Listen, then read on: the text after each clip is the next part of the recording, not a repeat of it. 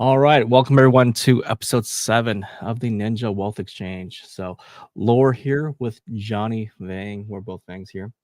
We just got back from EXPCon Miami, and that was quite an event. Hopefully, you guys had time to watch our live streams from there as we interviewed attendees and everything like that. So, today's episode, we're going to continue with the theme of the show here, right? So, how do we build wealth? And so, Johnny and I, we're deeply invested in real estate, right? Real estate is our vehicle that we use to build wealth. And so, in today's episode, we figured, you know what, today we're going to actually share what we actually do, right? What are our blueprint that we're using to build our wealth here, and whether you want to duplicate it or whether you're curious, right, about how we go about doing things here. This is a great episode for you to learn and follow along. So first question here, right, is obviously the foundation. So why did we decide to choose real estate as that vehicle? So I'm gonna let Johnny go ahead and answer that.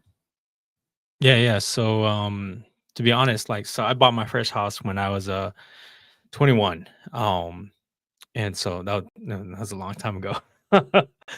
More than half my life ago. So I bought my first house at the age of 21, and as time went on, I read the Rich Dad Poor Dad book a long time ago, probably around the age of like 25. I also, you stay up at late at night, right? And you're watching infomercials, and there's this one that came on about sales of deeds, or tax lien deeds, tax deeds, tax liens, and stuff like that, where you can go in and you can invest in some of them, and then sometimes capture the property. And I so want to get into it, right? Because I was like, they're buying properties for $100, and then they're selling it for, like, 100,000, and they're making like tons of money, and it sounded really interesting. But even at that time, when I looked into it, and you jump into that kind of stuff, um and you go to the auctions and stuff, there's tons of competition, right? So I was like, okay, well, I didn't have enough money to go up against those guys, and so I moved on. But over time, I felt like owning my home allowed me to have access to a ton of equity, right? We're able to use the equity from my house to purchase rental properties, to purchase business equipment, and so on. And my thoughts are is that, yeah, everybody needs to own a home, right? Every single person out there should go and at least have a primary home. Even if you don't want to live in it and you want to rent, at least buy one so you can rent it out, so that you can build some equity over time. And I think in the last few years, the increase in home values have moved with inflation, which is pretty significant growth, right, over the last few years. In addition to that, like, how many other things can you highly leverage, right? Like, when I first bought my house, I got 100% financing, and the sellers paid for my closing costs, right? And of course, that was in the heydays, right? And I was already a mortgage at that time, and they were doing 125% LTV, which is insane, right? You can't do that anymore. But um like, people are getting cash back at closing, which is crazy. But anyways, I think that that's super necessary. On top of that, if you want to grow I think one of the biggest things about real estate is that, not only can it be highly leveraged, right? So, like, you're leveraging someone else's money to grow at a percentage that's consistent with inflation, but this loan amount is significant, right? This house value is like maybe 200 back in the days, to nowadays more like, in my neck of the woods, we're seeing average home prices at about 400,000, right? So you're able to get a loan for 400,000, you're going to be growing at 4% for 400,000. That grows a lot faster than if you were to try to grow, one paycheck at a time, maybe $700 a month or something like that. It just doesn't move as fast. So I think owning a home is great. Now, when it comes to renting, and I think you do this too, Laura, when you rent out your home, someone else pays for the principal which becomes equity. Someone else pays for the repairs of the house, right? Now, when I say pay for the repairs of the house, like I charge enough rent to create a cushion for capital expenditures, right? Which means your roof, your windows, your refrigerator, your like all these other costs, right? And then they pay for utilities and they pay for lawn care and so on.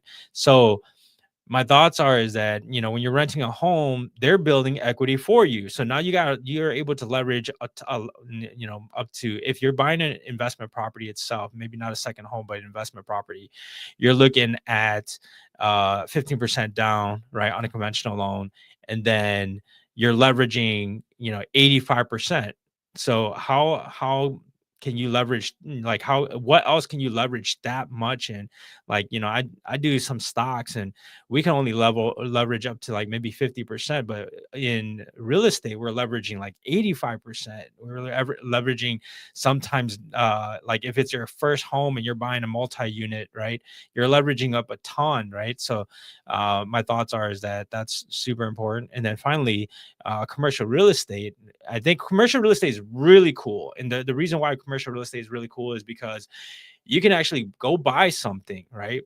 And as you increase, let's say, for example, commercial real estate, specifically multifamily, right? Because we're talking about real estate here. Now, commercial real estate can involve in industrial, retail, multifamilies, and then there's more out there, right?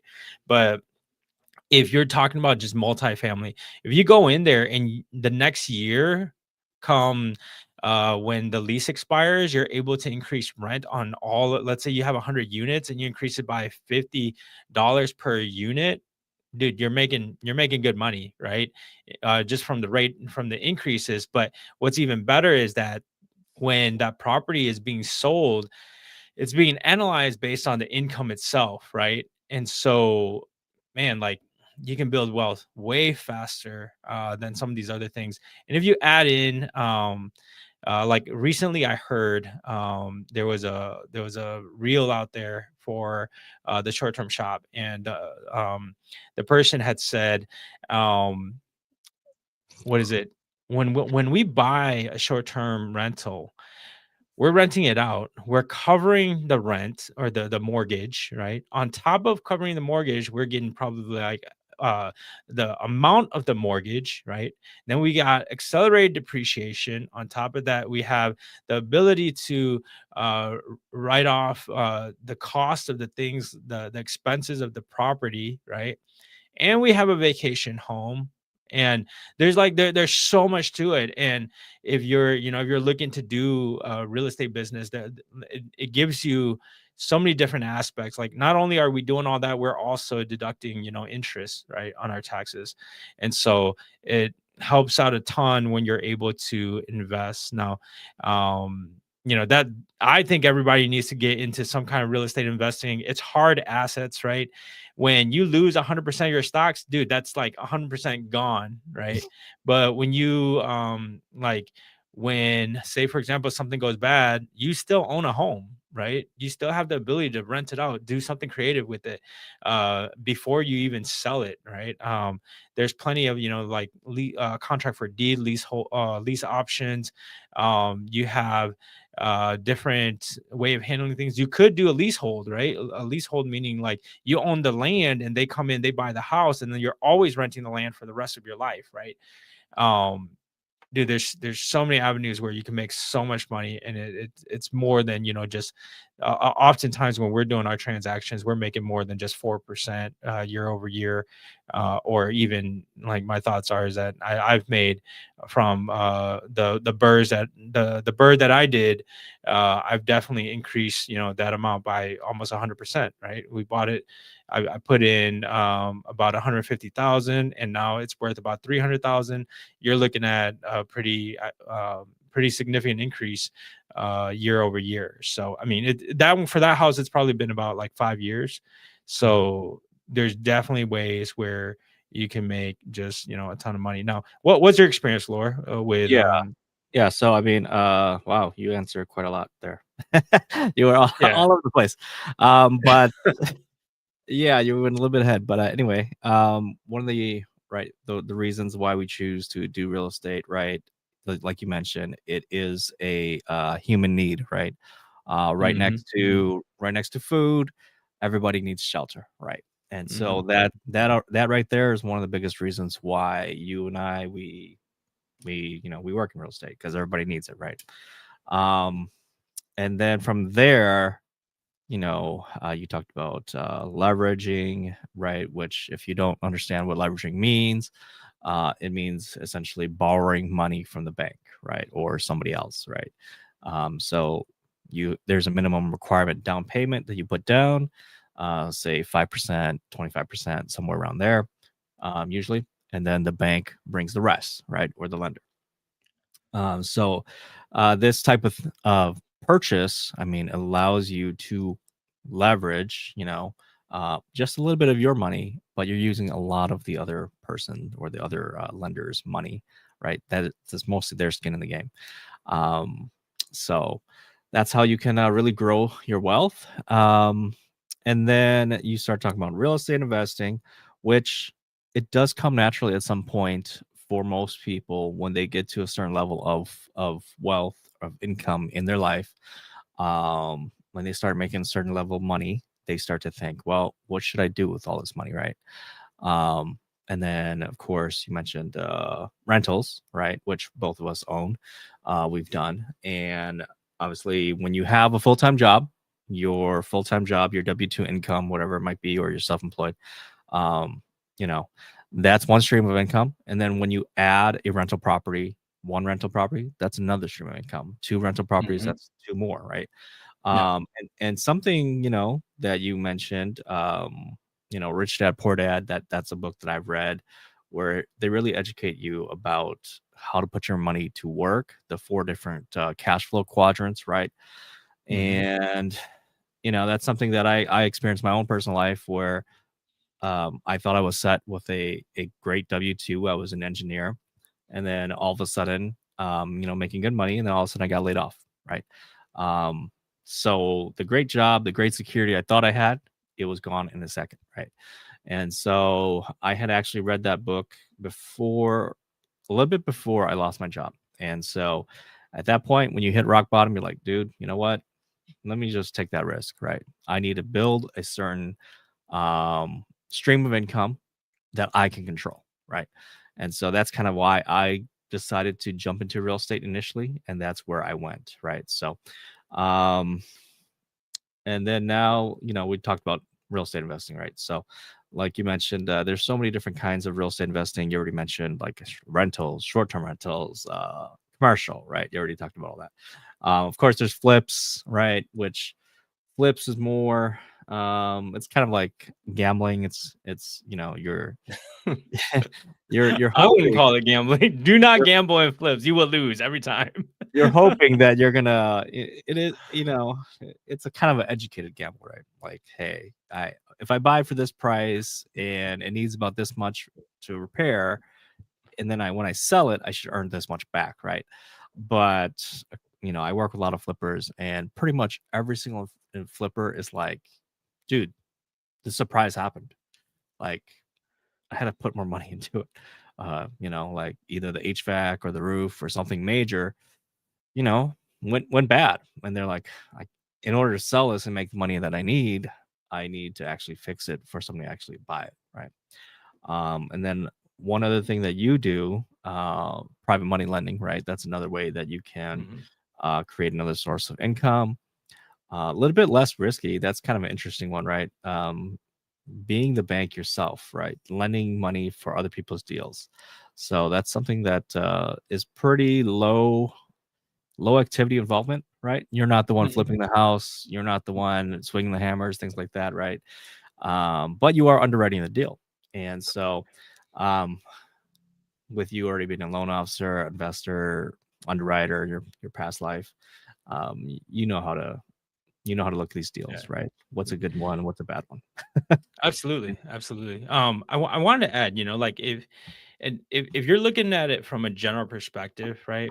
Everybody needs a home, right? Mhm. Like you said earlier, everybody needs a home, and how better could you help the community by one, making it look better, right? Fix and flip. You're going in, you're fixing up the house, you're upgrading the neighborhood, you're making it better, right? Two, if you're renting, right, you're providing housing for people, and you get to decide kind of, like, of course, there's always market rate, but if you see someone that is in real need, you get to decide if you want to, make the rate cheaper. Like one of my houses right now, I'm not renting it at market value. Market value is probably like $2,500 a month. And this family came in and they were like, there's only two of them. It's a 5-bedroom home, but there's only two of them. They're like, we really like your house and we really need to be able to help. And so for me, for my tenants, I qualify my tenants, right? They have to fit in a specific bracket. They have to have at least 640 FICO score or higher.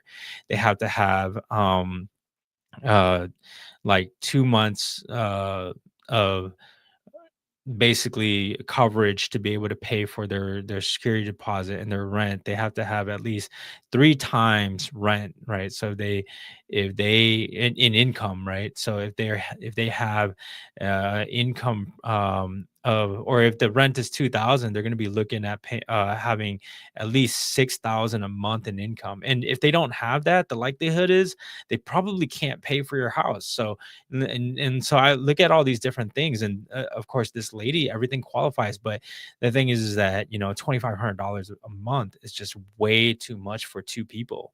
And so after talking to her, I was like, you know what, I can give you a little bit of a discount, but just know that year over year we're going to be increasing the lease, right? So we started her at about 1850 or something like that, and year over year we've been increasing it. But she's been able to manage the payments, and you're really helping. Like, she's a single mom with a daughter. You're really helping these people out. You're really changing people's lives.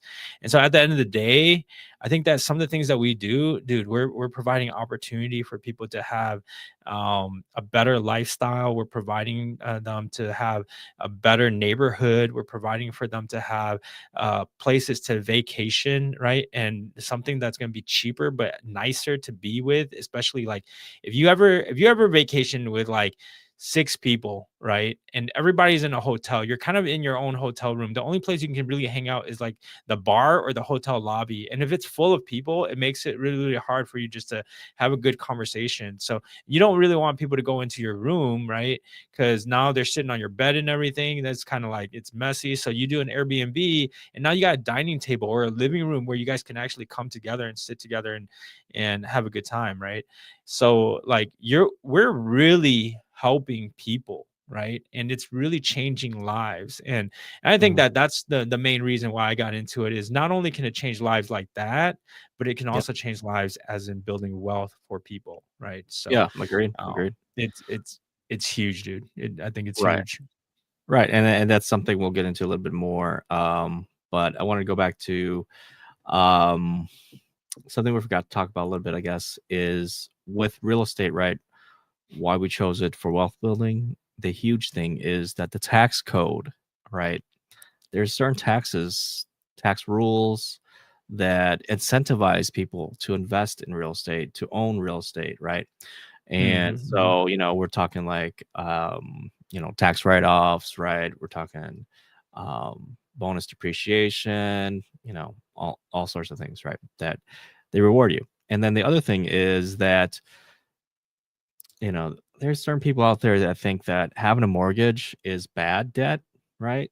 That you should work as soon as possible to pay off a home, right? Or a mortgage, right? And something as we learn in being in real estate as investors is that, you know, you can actually, like you talked about, you can leverage equity, right? You're building equity in your house. You can leverage that to use it as income. And that is something that you don't get taxed on, right? So when Hmm. you do a cash out refinance, right, on whether your house is paid off completely or you built up some equity and you just want to use that equity to do, say, a remodel, or there's people who take equity out to go take a vacation, right?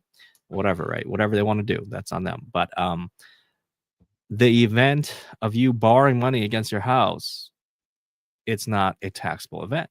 So if you have $100,000 of equity and you come to me or Johnny or any loan officer, hey, I got a bunch of equity in my house. I wanted to pull that out and use it to do something with. Okay, cool. Well, you could do that as long as you get, you're qualified, right? And you will not get taxed on that 100K.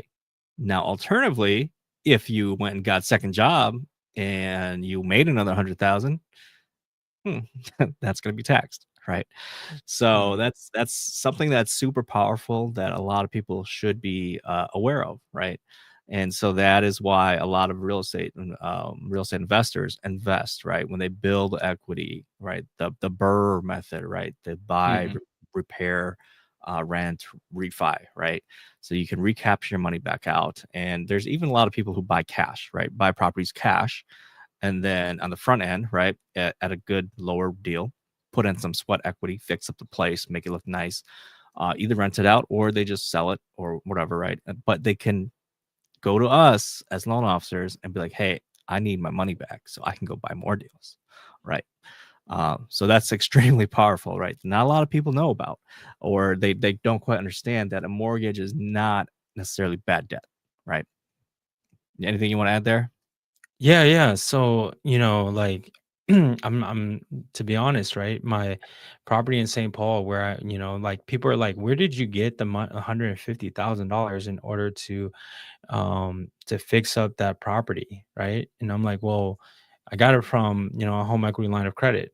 Right? And that's same as cash, right? If you have a line of credit, you can go out there and you can make an offer and you can just say, "Hey, I'm paying cash." And they'll be like, "Okay, so how are we doing that?" Well, I'm going to move all my home equity funds into my account and I'm going to use it as cash and pay it right off. And so that's how I was able to, I had built up, a significant amount of equity. And so I did that, use that plus the cash that I had, and I was able to, put it into a home and fix it up. And like if I didn't own a home, it would have been impossible for me to do that flip, right? And like, or not flip, but that burr, right? So, other people that I know, does something similar. Like I actually have a friend, he goes out there and well, I don't know if he's still doing it, but for a while there, he became a millionaire from doing flips, right? So he worked full time, but then he did flips on the side. And so what he would do is he would buy a rundown house, turn around, repair it, right? He had a team that was helping him repair it. They would repair it, get it up to where he can rent it out. He would go back and he would get um what sometimes we would call a debt service coverage ratio loan or DSCR loan, right?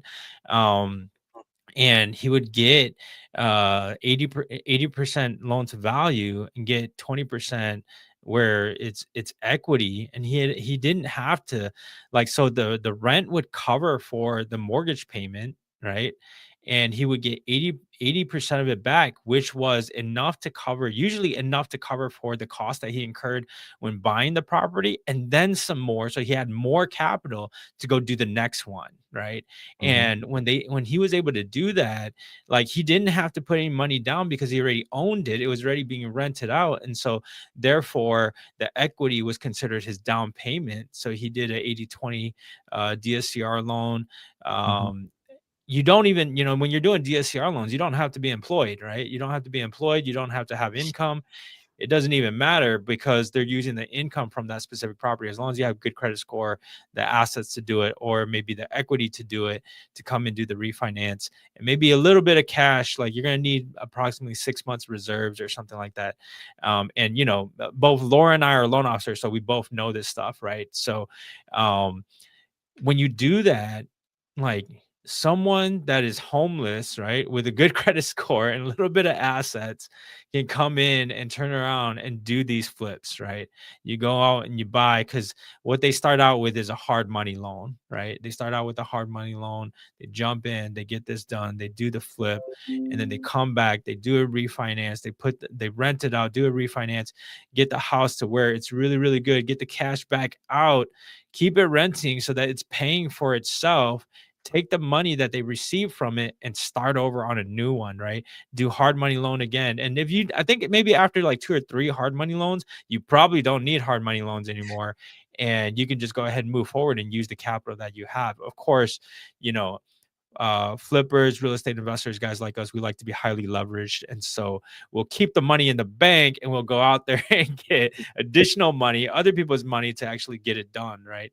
So if you didn't want to use flips, you don't have to. But utilizing these strategies, like so earlier you were saying that some people are like pay the mortgage off, right? I think, look, if you're an average person, yes, pay your mortgage off. But if you ever want to be above that, I would say $3 million mark, right? And you want to earn it fast. And let's say you're young, it doesn't even matter if you're young, if you're old or young or middle aged, whatever group you're in, if you have enough ability to analyze and determine how to do these flips, dude, you can turn around and build a whole team around it. And if you can do that, if you're doing like 3 flips a year, or 3, maybe not 3 flips, but 3, you're going to be doing flips and bursts together, right? Because there's some of the properties you're not going to want to keep, other properties you're going to want to keep, right? And so you're probably going to be doing them together. But if you do 3 transactions a year, I say maybe about in 5 years, you'll probably be up in the $1 million mark, right? So like Mhm. it's still long term. You're not gonna be like, okay, if you go ham and you have some money right now, you might be able to move faster, but the likelihood is that it's a long-term investment. You gotta think 5 years from now before you make that first mill. Could you go faster? Yeah, absolutely. But my thoughts are on average, and this is my personal opinion average, right? It's not something that I researched on, but what I'm seeing is people are doing it they're becoming millionaires in about 5 years. And if not 5, maybe 10 years. And some people would be super happy with $1 million after 10 years. Right. And I'd like to add, on flips, like tons of people are like, it's super risky, you shouldn't do it. It is like gambling. I completely disagree. You have to have your underwriting down, right? So this is how I do mine, right? So that you're profitable. When you go in, when you're doing a flip, the intention is to sell it. However, if you can't, you have to have different strategies. Are you going to rent it long term? Are you going to rent it short term? Are you going to turn it into a group home, right? You have to have all of these ideas available to you, right? Do you have an investor that will partner with you if you're halfway done, you can't get it past the finish line, right? There's so many different ways that you can do business. You just have to think outside of the box. Do not stay inside your box, because if you do, you probably will end up losing money. But let's say the flips, you make money at the buy. You do not make money at the sell. Because if you're thinking you're gonna make money at the sell, you're gonna be in trouble. So when you go in, how I do it is I take a look at the property, right? They send me the ARV, right? Meaning the after repair value, to determine, okay, this house, once it's fully fixed and everything's clean on it, it's all done, how much could I actually sell it for? And let's just say for easy numbers, you can sell it for 100,000, right? The most that I would buy it for, and this is my personal number, right, is 80%, right? 80% is the max minus repair costs, right? And so, and how I do that is, so $80,000 is the max I would offer on the house. So if it costs $50,000 to repair the house, the max, you would subtract that from the 80, and the max would be 30, right? 30%. Now, when calculating out, and like, does that make sense so far, Laura? Like, I just Oh, want to make sure. I wasn't listening. Okay. All right. All right. So, Go on. Go so on. yeah, 80% of the ARV is what I would buy it at, minus the repair costs. And so it now, where people run into trouble is they don't know the repair costs. So Mhm. when I go in, right, and I take a look at everything, I've done a couple of flips, so I have a pretty good idea, and I've fixed house like for a while now. I have a pretty good idea of how much things are going to cost. I can walk in and be like, okay, cabinets, let's say that's going to be probably somewhere between 10 to 15,000. We'll say 13,000, right? If it's a lot of cabinets, it's going to be like that. Especially, it's going to be 20 if you're going to be putting what is it, granite countertops and stuff like that in there. But if you're only going to do, the vinyl coverings, right, on top of the countertops, you could probably get away with like 10,000, right? But let's just say, you have to be conservative. do $13,000. You look at the floor and you look at all of the floor, like I'd say about 800 square foot house, right, would probably cost about $4,000 to do, right? And like these are things that I just know because I've been doing it, right? So if you can guesstimate like that, right? After you're done with all of the numbers, right? Of course, you guesstimate on the high side, right? And then after you're done guesstimating or having your contractor run through it, you also increase that repair cost by 25%. And the reason you do that is because there are so many unknowns. When you start tearing out a wall, all of a sudden you find a leak. You find the leak, all of a sudden you find out that the pipe is not working correctly. And then now you're going down this trail chasing after multiple problems, one after another, after another, after another. So you have to be prepared for that. And how I do it, how I prepare for that is I add another 25% to the repair costs, right? And so once you determine that and you do a transaction, the likelihood, and this is speaking from experience. So if you guys are like, no, I can do it without doing all these numbers, right? I can go in, I can buy a house, and I think I could make it work, right? Because you're so anxious just to get started, dude, you're gonna. I mean, my first house I got messed up on. So You're like speaking from experience then. yeah, I am 100% speaking from experience. Make sure, like, one, like, don't like I don't recommend buying a house sight unseen because that's what I did. And when I did that, right, there was standing water in the house, which Oof. caused, like $10,000 more than I expected, right? So, Whew. um, yeah, exactly, right? So my thoughts are make sure you plug all these in, you be conservative on the numbers, and when you go in, if it doesn't work, don't buy it. Don't jump Yeah. into it. If you So jump into it, you're gonna lose money. Yeah. so you just went through a whole flipping episode here, but anyway, let's Yeah. so like we said, right? So investing is one of the things that Johnny and I, we started on right after we started making pretty good decent amount of money stacking up, Mhm, right? Like the hell do we do with all this money, right?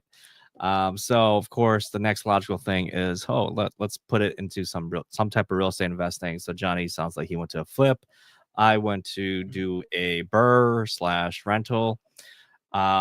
Since then we've done a normal number of things. I've done syndications, I've done short-term rentals. Johnny's done private money lending, things like that. mhm, Um, but along the way, the next thing that we do, right, besides investing, we're both active real estate agents and loan officers. mhm. So, and we're full time. Now, this is a full time gig for us. Yeah. Um, so just to give you guys some perspective, a lot of real estate agents out there, the average sale or 50% last year, 50% of real estate agents did one or zero sales, right? And then something like 75% did five or less, right? So you might be thinking, wow, it's probably either really, really hard to be a real estate agent or these people just aren't putting the effort or they just suck, right? So, you know, but that's not what that's not us. We don't fall in that category, right? So we actually do sell quite a bit of homes, and there is a lot of upside to the real estate industry if you put in the effort, if you treat it as a business. You can make six figures quite easily, right? um so it just all depends, right? If you how hard you work, things like that, right? On top of that, um, as real estate agents, like Johnny has just said earlier, one of the things that I really like about being a real estate agent is that we are helping people with the biggest purchase of their life, right? Mhm, Whether they're mhm. first time Absolutely. investor, move up investor, they want to build first time home buyer, or they want to be a move up buyer, build their forever home, their dream home, right? Yep. Johnny's helped people with new construction homes. I've done that as well. And then since we're both investors as well, we have the investor perspective, right? The investor mindset. And so from that standpoint, we're kind of like helping people solve their real estate problems, right? So I'm sure you guys have heard that the bigger the problem that you can solve for people, the more money that you're gonna end up making, right? And Mhm, so obviously, real estate problems, they're very big, right? Especially for investor clients. Investors are people who have too much money, right? They they don't know what to do with it, right? So it's kind of opposite of buyers, home buyers, your normal home buyers.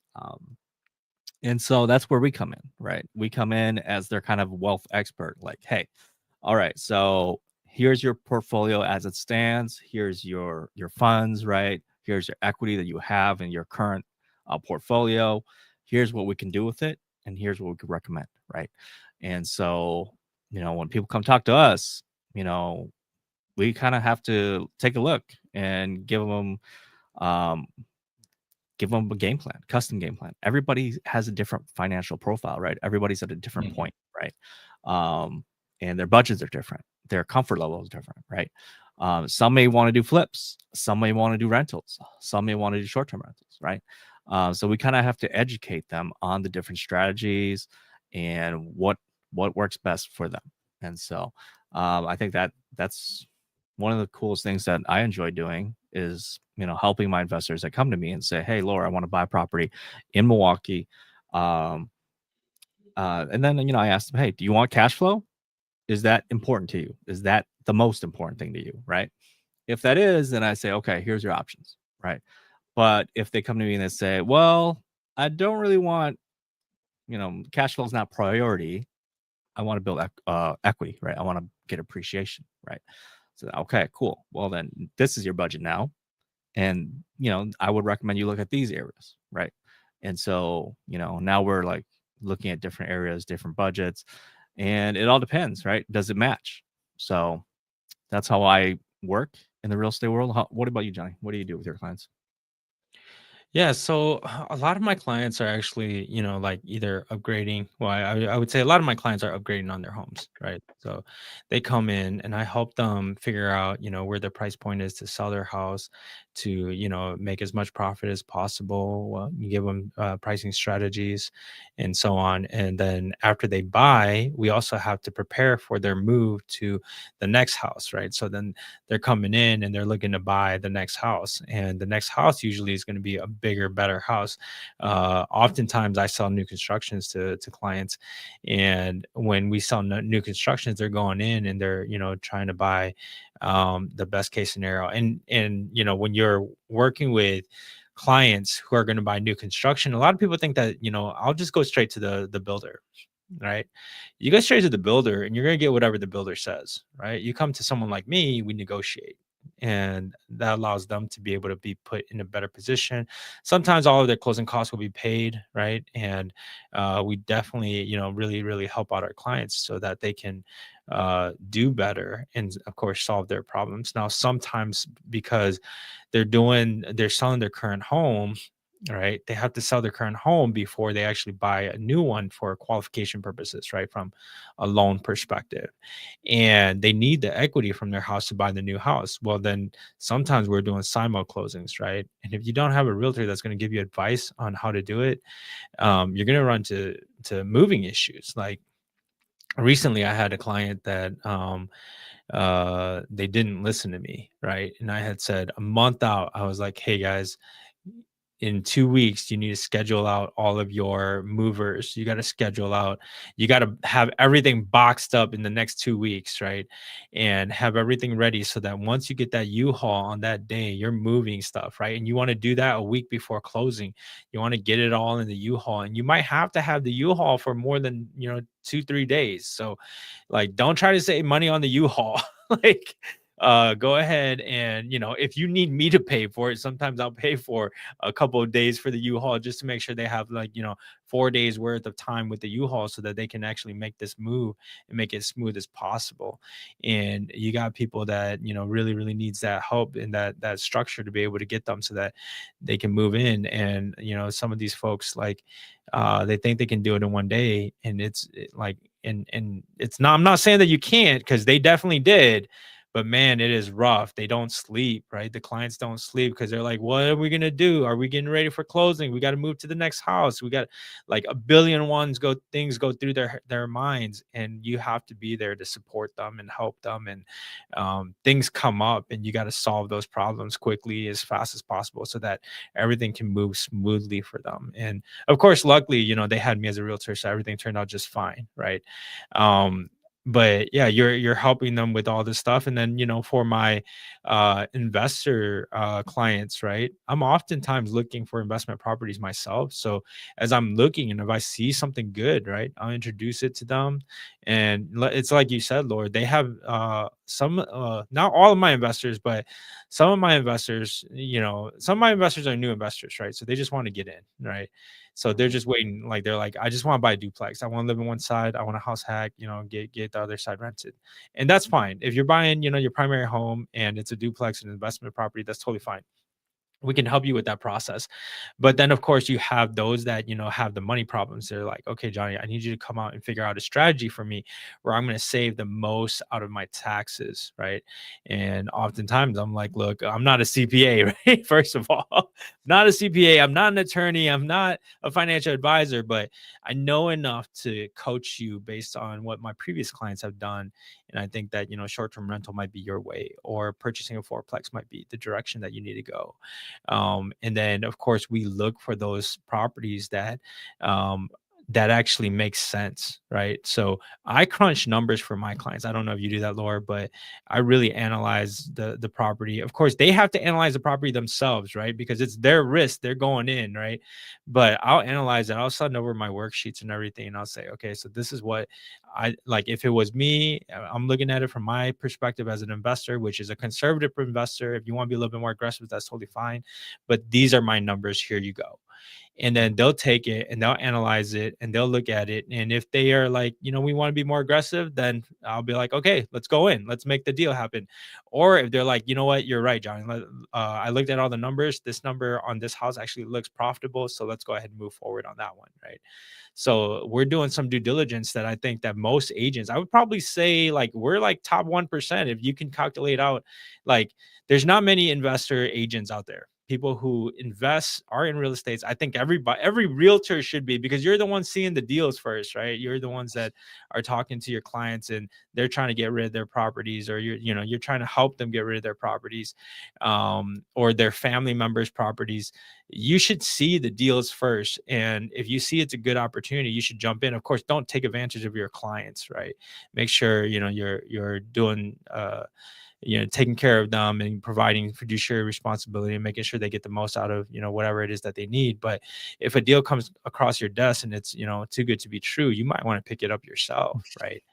So I think every realtor should also do that. But that's how I handle my clients, right? And that's how we get active income when we come out there and you just really, really help people and care for people.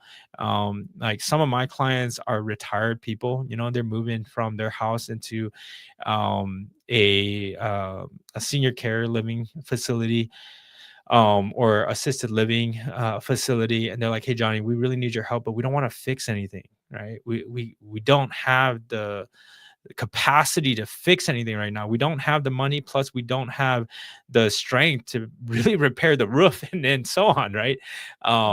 So I would say, hey, we have programs for that. We have things that we have investors that can make offers on your house as is, or we'll work with people who will come out and fix your house, and then when the house is sold, you can pay them, right?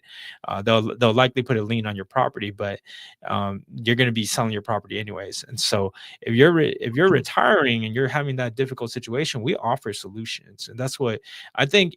I think like the best part of being a real estate agent is you're really helping people. One, you're helping them accomplish their dreams. The second one, you're helping them accomplish their wealth, right? Growth.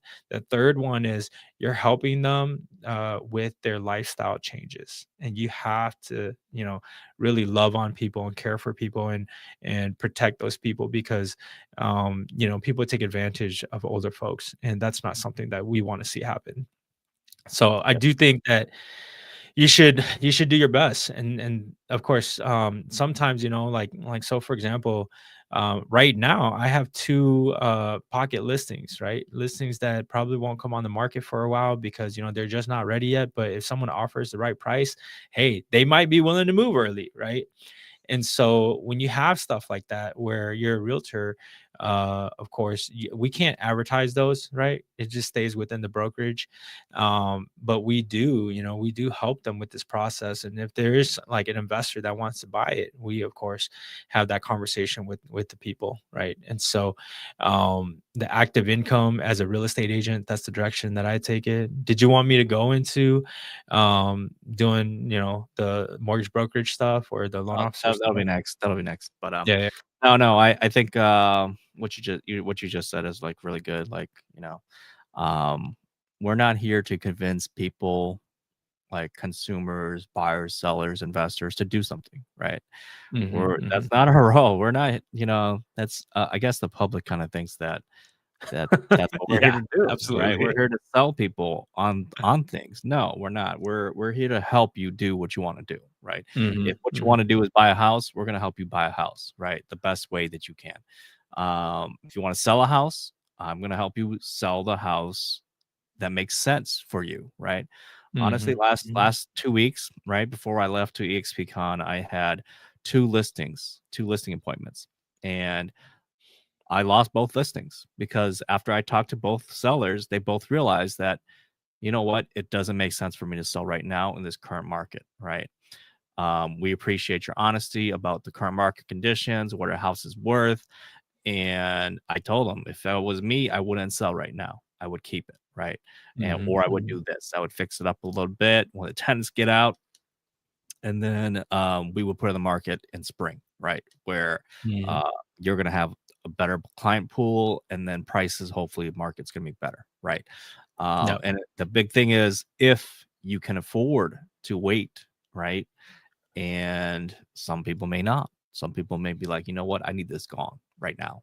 Like, Mhm, okay, don't worry, I got you. I got a whole network of investors that we can go directly to off market, or we could put on the market and then see what happens. But obviously, you have to set the expectation that, hey, the current condition that's in, you're not going to get top dollar. So don't, mhm, don't even think that, right?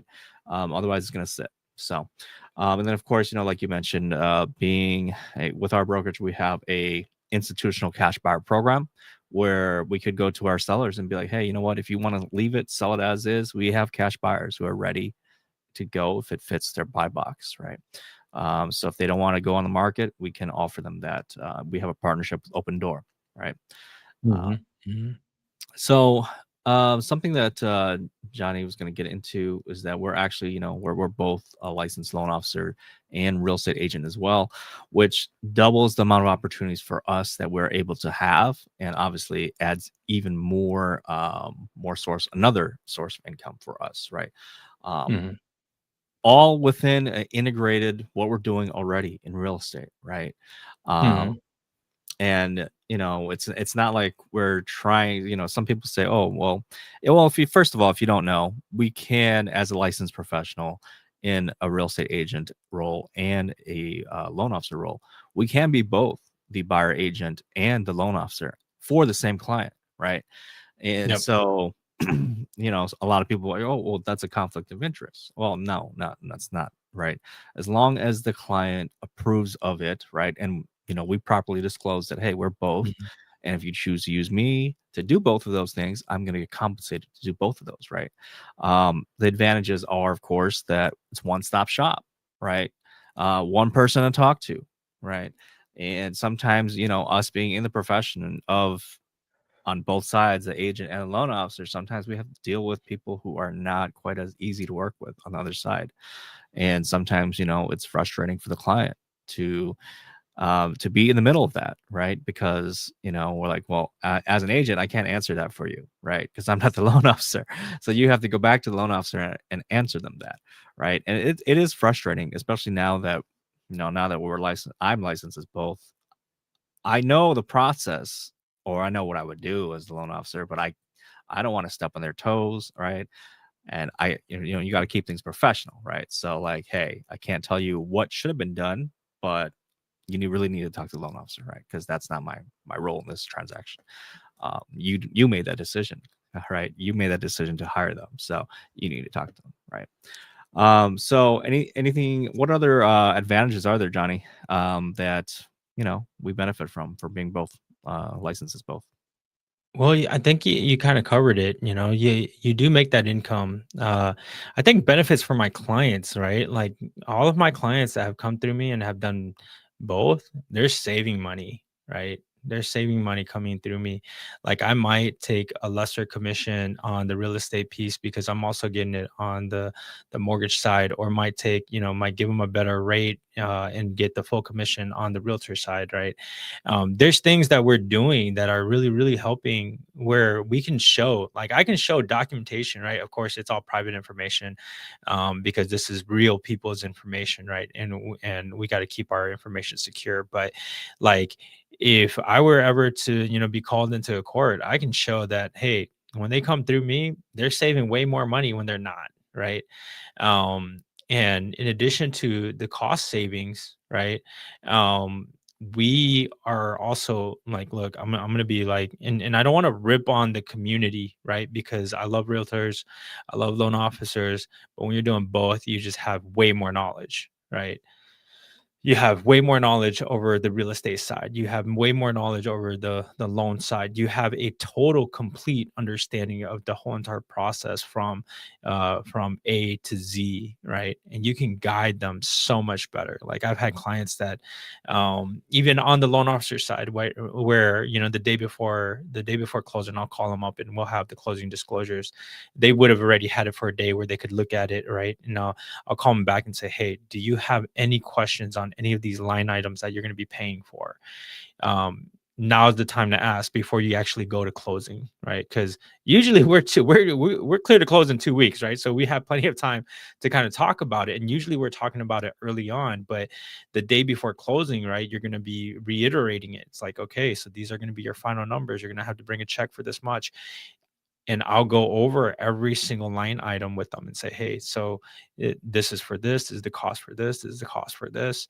Like I have to explain all of the escrows, right? Escrowing for tax and insurance. And now, like if you're on the West Coast, right, you're looking at escrow as the closing, right? So you escrow on one day, and then you have the final funds on one day, right? That's not what I'm talking about. I'm talking about escrowing taxes and insurance, right? So you're explaining, okay, why do you need a cushion? Why do you need to collect for, some customers will come and say, hey, I already paid a whole year worth of insurance. Like, why do I still have to give you guys an additional 3 months cushion, right? That doesn't make any sense. But you're like, wait, so there's gonna be a month that you're gonna skip. There's gonna be, like your amount's gonna be due on this day. We're gonna have to have a cushion because the likelihood is that your premiums are gonna go up. So we don't want to we want to make sure we have enough money to cover for it, rather than giving you a call and saying, hey, you have to actually pay extra, right? And so I'm explaining all these details to them, and 9 times out of 10, the ones that already bought houses before will say, dude, how come no one ever went through this with me? And I'll be like, I can't explain why anyone didn't go through it with you, but we provide, high level service. And so that's why we go over all of this stuff with you. So you're not surprised at closing. And so you're doing a better job. Plus, when the closing date's gonna be, right? So you're making sure that even though we're ready 2 weeks in, oftentimes, right? And it's not gonna be all the time. Sometimes it actually takes the full 30 days, but we know exactly when the closing date is, and we're as invested as you are. And I'm gonna be honest, I'm invested no matter what, right? We're invested in you as our clients, right? And invested in my specific clients. If you guys are realtors out there watching this, or want to become a realtor, I'm invested in my clients. I have fiduciary responsibility over them. I have their best interests in mind, right? And so I want to make sure I take care of them like how I want to be taken care of, with high level service. And so I think it's really important that we do all those things. But yeah, you you can make income, right? You can make income from on those things. And then in addition to that, I'd like to add that, not only can you earn income from being a realtor, selling homes, helping people buy homes, not only can you be a loan officer and get the purchase of the transaction, but you can also do refinances to help them get them in a better financial situation, help them do home equity loans, help them with DSCR when they start to invest, help them with transactions that requires more or less down payment and so on. You're able to help them on so many different directions that most people don't know how to do. Like, I'm going to be honest, bankers don't know how to do some of the things that we do.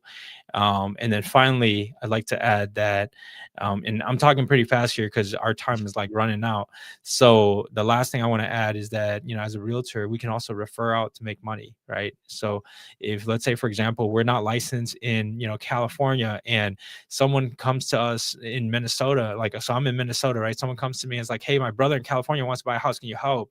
Well, it's first of all, I'm going to be like, yes, I can help, but no, I can't do the transaction, right? Because I'm not licensed in California, but we'll make sure one of my partners out in California takes care of you guys. And so referrals can also make you a decent income as well. And referrals are going to be negotiable. So it depends on what you negotiate and how much you can actually get out of that. So back to you. I'm going to push it back to you, Laura.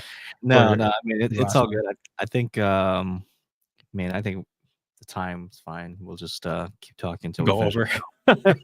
over. Yeah. So no, I think you mentioned, right, like, if you are licensed as both, right? If you take the time to get the licensing for both, the education, the expense, all that stuff, the benefits are huge. The benefits are huge, just Mhm. like you said, educational standpoint, skill set standpoint. You're gonna separate yourself so far from the other realtors, just like you said, right?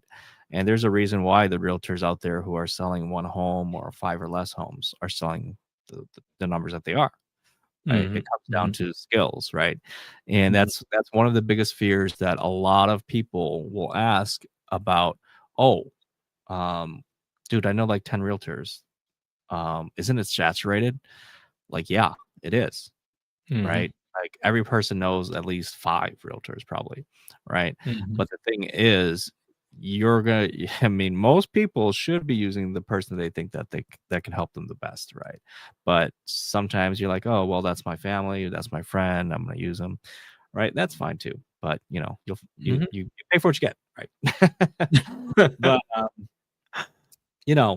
also on the realtor side, right, there's only certain things that we can do as a realtor, right? So obviously Mhm. we can help buy, sell, invest, but if the market were to turn, right, all of a sudden the rates drop, guess what? All those clients that we just helped buy homes, if you're not a licensed loan officer, you cannot help them refinance, right? Mhm. Um, Mhm. the refinance wave is going to come, right? The Yep. last couple of years, rates have been 6 to 8%. If the rates drop below 6, which it It's kinda has, refi time. Yeah. it's already refi time, quite honestly. But if Yeah. it goes even stronger below, mid 5s, oh, it's gonna be a flood, right? A flood of things Yeah, refi. my clients are already beginning to give me a call back, right? And I'm Right. like, "Hey guys, like we expect, at least one more this year, so at least wait for that, and then in January we can make this Oh, happen yeah. for you guys. It's coming soon. It's Take coming soon. the holidays off." Yeah, and then, of course, we can also do HELOCs and then the cash out refi and the DSCR refis, right? Mhm. Um, and that's kinda where, like, I was talking to you earlier about how I lost that one listing. Well, I was telling them, like, quite honestly, if you wanna sell because you just wanna get money out, there's a couple other options I can provide for you, right? Mhm. Where you don't need to sell, right? As long as your property can cash flow to cover the mortgage, the new one, right? The higher, take out your equity and then cover that. We can do a cash out refi. We could do a DSCR cash out refi, right? You keep your Mhm. property. You're going to get the money that you need to go do whatever you need to do. And, it's all good. You can keep holding it and keep investing, right? And Yeah. so I think that's the option we're looking at right now. So, uh, Nice. Nice. yeah. So, I mean, there's so many perks to this. And, you know, uh, if you're both, obviously, like Johnny's touched on, if you want to refer on the agent side, right? You can refer. You don't want to be the agent. You don't want to run around show homes, right? That's kind of me. I'm talking about myself right now. Um, right? You don't want to show homes anymore. Well, guess what? If you generate the lead, you could refer that buyer to another agent for a referral fee, where you get paid a small fee. Um, and then you can work the loan side, right? So there's a lot of different ways that you can earn when you have both licenses. And being an LO is you work from. I work from home. I'm pretty sure Johnny works from home too. Yeah. But I mean, I have an you know, office, but I you usually you work can from work. home. Yeah, you can work from anywhere Anywhere. with computer and Wi-Fi, right? As an LO, right? Yeah. And the nice part is, as an LO, you can also get licensed in multiple states. So whatever state you want to get licensed in, go apply for the license, pay the fees, right? Take a couple extra hours of testing, whatever. You're good to go. So now you're not limited anymore on The physical location. limits, right? Yeah. Of distance, driving, right? And also, if you're in a smaller price market like I am, Milwaukee, right, where average sales price is like 300,000. Well, guess what? I can go get licensed in California, where probably average price is what, 700,000, six Mhm. hundred, depending where. Depending where, it could be a million, right? Now all of a sudden I'm doing $1 million transactions, right? And I didn't even leave Mhm. my house. So it's very powerful, and you can combine now. So the next thing that we're going to move on to talk about is additional passive income opportunities on the agent and the LO side, right? So this is more so related to, depending on which brokerage you're with, right? But there's opportunities here. So um, opportunities for things like stock ownership, right? If your company offers stocks, right? Could be private stocks, could be public, right? So at EXP Realty, we're both with EXP Realty. EXP is a publicly traded company. It's ticker symbol EXPI. Anybody can go buy EXP stock, right? Anybody can see the performance of the company, right? But as agents at EXP, one of the cool things is that we can actually earn stocks just through everyday normal real estate related activities, right? When we sell our first home for the first transaction for the year, we're gonna get rewarded a little bit of EXP stock. Like it's like $200 or something like that. And then other events, like if we cap, right? So if we cap on our split to the company, we go 100% commission moving forward for the rest of the year. But we also earn, the company awards us $400 in stock award for the achievement of capping that year, right? So, that right there, that's already, $600. And then if you want to participate in bringing other agent partners over to EXP, every time you do that, um, the company will reward you $400 in EXP stock for growing the company, right? Bringing other partners on. There is another huge stock award called the EXP Icon Agent Award, basically the top producer award at EXP. And how you achieve that is you first have to cap, so you earn 100% commission, and then you have to cap on the transaction fees. So instead of paying a 20% split to the company, once you cap, you would pay $250 per transaction only. And when you pay a total of $5,000, which is 20 transactions if you do the math, you would achieve the EXP Icon Award. So, and that again gives you the $16,000, which pretty much covers all of your cap, right, that you paid to EXP. So you're going to be like 100% essentially for that year. Um, so that's pretty cool that EXP offers that opportunity for the agents that work for them to have ownership, right? Not a lot of companies will offer that. And then at EXP, which is also unique, is the revenue share model, which you know if you think about it, it's essentially EXP offering a way for real estate agents to build their own brokerage underneath EXP, right? So what that means more is like you're offering the opportunity for other agents out there to partner with you at EXP. And when they do so, right, the goal is that you help them to be successful agents. You teach them, you mentor them, You kind of teach them everything that you know, right? So that they're successful. They're good at what they do. And when they achieve success, you're also going to be rewarded a little bit of their commission, right? Um, but it actually comes from from the company split, the 20%, right, that the company takes. So it's not really their commission necessarily, but EXP will actually share that 20% split that take. They share 50% of that back to you. So that 10%, the 20% the company takes, it's shared 50-50. 10% goes to EXP. So 10% goes to EXP to keep the lights on, right? To make the stocks good, all that stuff.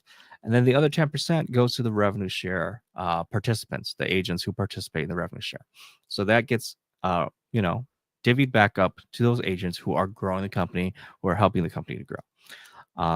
And that can, you can do both of these things all along the way. So like active agent sales, right? And then you can also go out and find partners on the as well. So basically, you're building two sources of income as a real estate agent. Other things that EXP offers, if you're interested in earning additional sources of income, and if you're an experienced agent, you can offer to be a mentor, right? So you can sign up to be part of the mentor program where you mentor brand new agents that come on. You would be rewarded for the first three sales, right? When that new agent is in the mentor program. And then you can also build your own formal agent team, right? So if you wanted to start your own formal team, the way teams work, right, is that you will get a team lead split, right? So you get an override on all of your team's production, right? So if that's something that you're interested in, you could do that too, right? The other interesting part is that if Johnny's not part of Nexa, but I am. So at Nexa is essentially the EXP of the mortgage world, right? So Nexa's business model is modeled right after EXP, very similar. So essentially what that allows you to do is, Nexa doesn't really have stock ownership right now, but they do have rev share model, and they have coaching, right? You could be a coach there if you wanted to. And then you can also build your own formal branch where you can override over your the LOs in your group, right? So if you do get dual licensed and you are interested in both opportunities, you could build both sides on the agent side and the LO side. So those are pretty much all the different ways that we have been working on being able to build our income, right? Building our wealth pathways here that we've been working on. So Can I add something? yeah. So as everybody know, we're both with EXP. We both went out to EXPCon. We learned a ton over there. And I just want to say that for the rev share, one of the people out there that I met, he showed me his rev share, right? And he gave me a formula to reach the level he's at, right? So I think he's making approximately like 30,000 a month, right? Nothing to sneeze at, right?